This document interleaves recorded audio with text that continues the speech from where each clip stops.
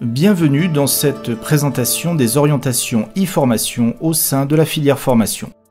Cette présentation est destinée à être diffusée très largement. Novembre 2017, la DFO acte le passage à une plateforme LMS unique et modernisée.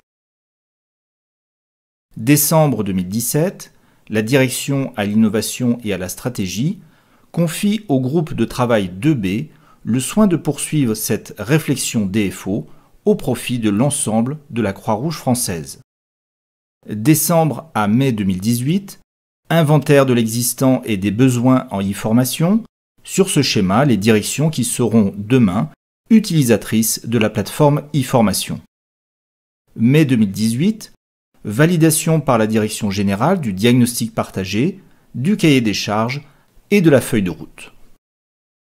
Il est essentiel de prendre un temps pour évoquer les enjeux de la e-formation pour la Croix-Rouge et le contexte actuel. Une société française qui se numérise de plus en plus et de plus en plus vite. La Croix-Rouge française participe, en accord avec le Plan national pour un numérique inclusif, à la sensibilisation, à l'accompagnement et à la formation numérique de ses salariés, bénévoles et bénéficiaires. Des apprenants de plus en plus connectés. Nos apprenants, étudiants, élèves et stagiaires attendent que nos dispositifs de formation intègrent les innovations du moment. E-formation, serious game, réalité virtuelle ou augmentée, simulation haute fidélité, etc. Répondons à ces attentes pour faire venir à nous ces apprenants et les fidéliser. Réforme de la formation professionnelle. De nouvelles modalités de certification des formations, de nouveaux modes de financement, la formation ouverte et à distance est encouragée, tout comme les formations en situation de travail. Ce marché de l'e-formation va exploser dans le bon sens du terme, il faut anticiper cette demande à venir. Universitarisation des formations paramédicales. L'universitarisation de certaines formations impose des changements et une réorganisation rapide. Le digital reste ce qu'il y a de plus souple, de plus adaptatif aux changements qui vont se poursuivre. En résumé, le virage numérique de notre société, sur lequel nous n'avons aucun contrôle, est le seul vrai changement annoncé dans cette présentation. C'est ce changement qui nous bouscule à tout niveau. Rien d'anormal dans une société qui annonce par exemple pour 2022 l'obligation de passer par Internet pour toutes les formalités administratives. Ce virage numérique est un changement imposé à tous. Ce changement peut générer de fortes résistances, peut soulever de nombreuses questions, mais il est là, et bien là, autant s'y adapter. E-formation et filière formation. La filière formation utilise la e-formation depuis 2007 au travers de ses plateformes LMS Dokeos, Learning Management System. Cet usage va se poursuivre, mais dans le contexte rappelé précédemment, il convient d'adapter notre pratique collective. Collective. Le numérique, le digital, s'affranchissent des frontières géographiques, physiques et classiques. Si on parle e-formation au sein de la filière formation, on doit admettre qu'il ne peut y avoir de concurrence entre les différents acteurs de cette filière formation. L'offre e-formation doit être collective pour que chacun puisse en bénéficier. Coût de production. La e-formation est coûteuse à produire, c'est 10 à 100 fois plus cher à produire que la formation présentielle. Les 12 IRS ont tout intérêt à mutualiser les efforts de production pour développer des contenus de qualité tout en restant rentables. Rentabilité. La e-formation est-elle rentable ? C'est rentable si la e-formation s'adresse à un grand nombre d'apprenants afin de proposer un prix raisonnable et de couvrir les coûts de production. Il est difficile, voire impossible, d'atteindre un nombre suffisant d'apprenants sur un territoire géographique limité. Les 12 IRFs doivent créer un dispositif e-formation qui pourra s'adresser à tous les apprenants, où qu'ils soient géographiquement parlant. E-formation et présentiel. L'association du présentiel et de la e-formation est facile à mettre en place. Les 12 IRS pourront enrichir les parcours présentiels avec plus ou moins de e-formation en fonction des spécificités clients locales. La e-formation demandée. De plus en plus de clients demandent à bénéficier de dispositifs de e-formation. Les 12 IRS pourront répondre rapidement aux appels d'offres en disposant d'un catalogue national de e-formation dans lequel on viendra piocher et associer des contenus modulaires. À nous d'être prêts pour suivre ces évolutions de la demande. En résumé, cette adaptation à un changement incontournable de société consiste à poursuivre ce qui est engagé depuis 2007 et amplifier ce que l'on fait par une mutualisation des efforts. La force des IRS est de pouvoir proposer des dispositifs de blended learning. Il n'y a aucune autre structure de formation comparable en France et habilitée à faire et de la formation initiale et de la formation continue et d'avoir une couverture géographique physique complète et un dispositif national e-formation. Voyons maintenant l'adaptation opérationnelle avec les étapes proposées, l'existant, la création de contenu, la digitalisation. L'existant. Inventaire. Les inventaires quantitatifs et qualitatifs ont été faits. Ils montrent une richesse de production considérable. On trouve 2200 espaces de cours, dont 230 signalés par les référents e-learning locaux comme pouvant être conservés et réutilisés. Un espace de cours rassemble des documents de cours, des animations ou des tests. Constat.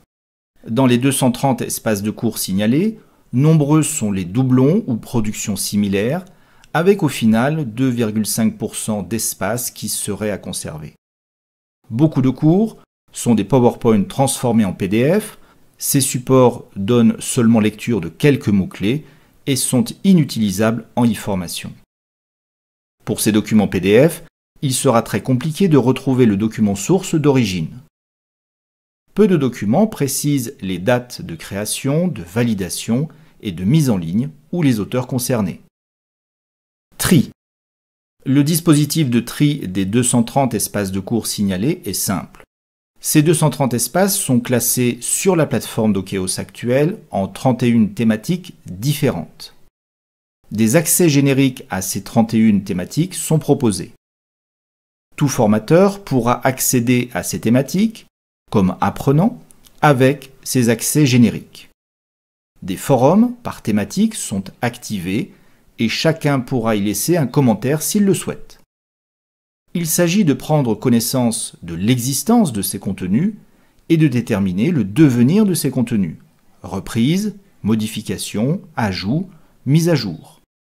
Le premier trimestre 2019 est réservé à cette consultation large.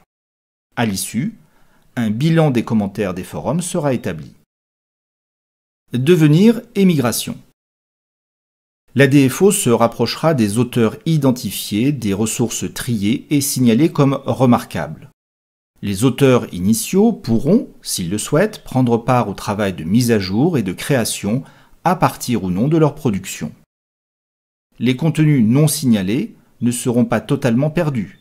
Un archivage temporaire global de toutes les ressources sur toutes les plateformes sera réalisé avec l'aide du prestataire Dokeos. La création de contenu. Principe. Des groupes de travail interrégionaux auront pour mission de réaliser des supports de cours dédiés à la digitalisation sur la plateforme de e-formation. Les missions. Établir un contenu complet sur le sujet traité. Identifier les auteurs, éléments repris et affichés dans la version ultime digitale. Signaler les sources documentaires utilisées, selon la norme fixée. Préciser les objectifs pédagogiques visés. Indiquer les prérequis nécessaires.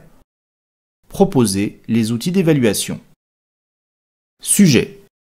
Les équipes pédagogiques proposeront les sujets, formation initiale ou continue, qu'elles souhaiteraient trouver en e-formation. Ces sujets seront collectés en région et remontés à la DFO qui les classera, les regroupera et proposera une liste partagée de sujets à traiter. Cette liste sera évolutive et enrichie au fil du temps.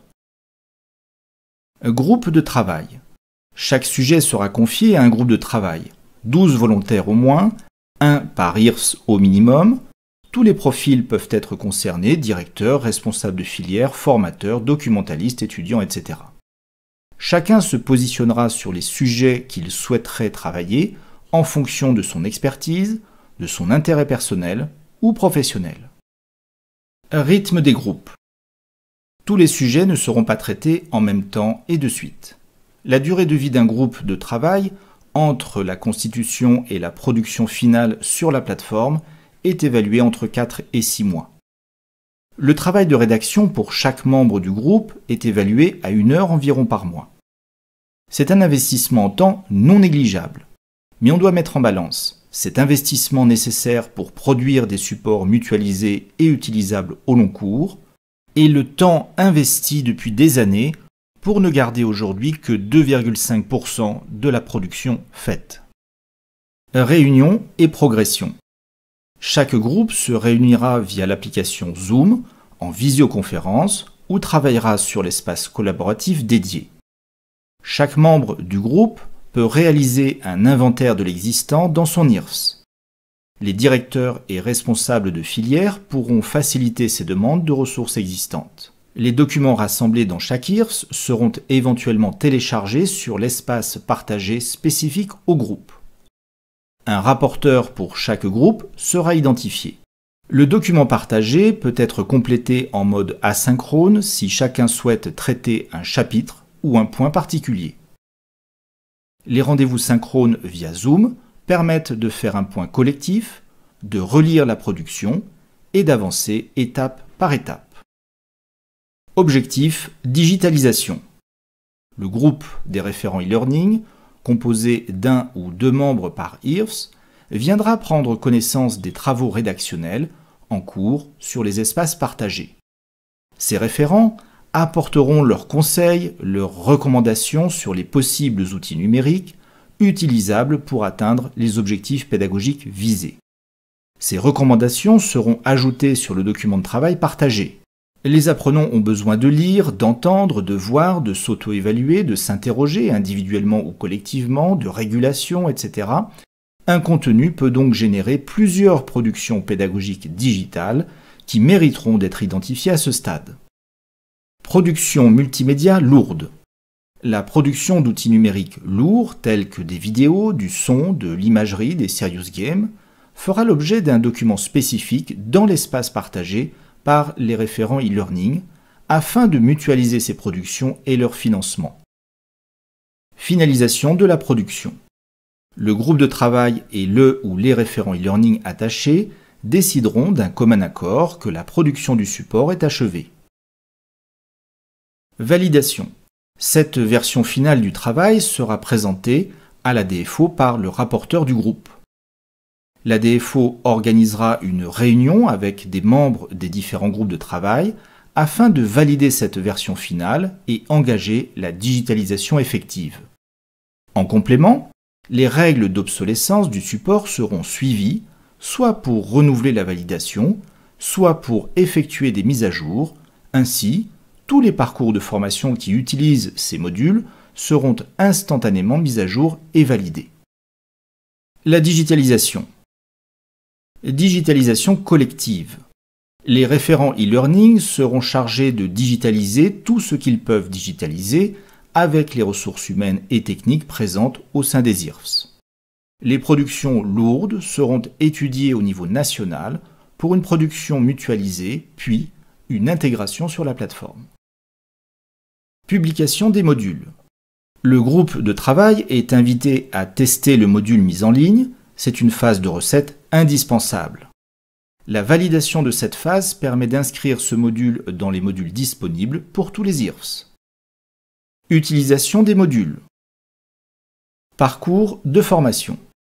Les équipes pédagogiques pourront construire pour leurs étudiants, localement, que ce soit en formation initiale ou continue, des parcours de formation en associant les modules disponibles, en ajoutant des séquences en présentiel et tout autre document ou support spécifique à une utilisation locale. On retrouve ici la force de la filière formation pour proposer des parcours de formation associant du distanciel et du présentiel. Conclusion. Mise en place de ce dispositif au sein des IRFS. Unifier les efforts de production et de financement. Traiter les étapes systématiquement en interrégion. Utiliser des procédures communes. Accepter de partager ses ressources. Libérer les frontières géographiques. Innover dans la construction de la e-formation. Se saisir du virage numérique imposé. Établir un réseau de travail collaboratif, résister au repli sur soi. Mutualiser. Ce verbe doit être le fil rouge de ce dispositif e-formation. Il y a moyen de développer une offre de e-formation performante si on développe l'idée que tous ensemble, nous avons un intérêt commun et prometteur, celui de disposer d'un outil de e-formation valorisant et soutenant notre activité de formation.